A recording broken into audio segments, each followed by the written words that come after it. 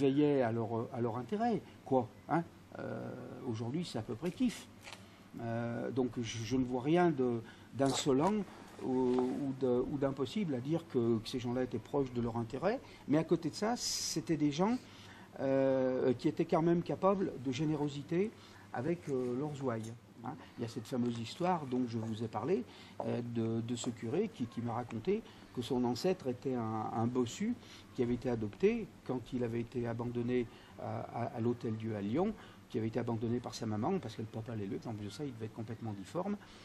Et c'est les Chartreux qui l'ont récupéré, qui l'ont monté là, qui l'ont nourri, qui se sont aperçus qu'il avait peut-être une bosse dans le dos, mais pas dans la tête, et que c'était un être qui était très intelligent. Ils l'ont appris à lire, à compter, et il est devenu régisseur.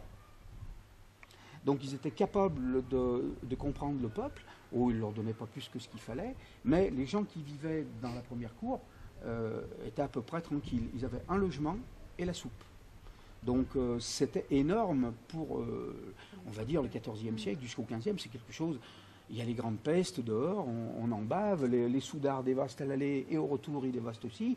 Là, l'ordre du temple, et je ne mange pas du temple à tous les repas, c'est quelque chose qui m'intéresse beaucoup, mais avec des limites. Mais que les Templiers soient venus ici pour acheter du fer, parce qu'ils en avaient besoin pour les croisades, il n'y a rien de mystérieux. Il leur fallait du fer pour leurs armes, pour leurs chevaux, pour tout ce qu'il faut pour une guerre.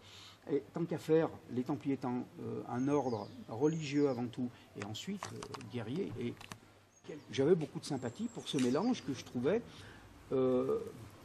logique, correct, sans mystère. Je n'ai pas dit qu'ils faisaient des cérémonies magiques et des messes noires là-dedans, non, pas ça du tout.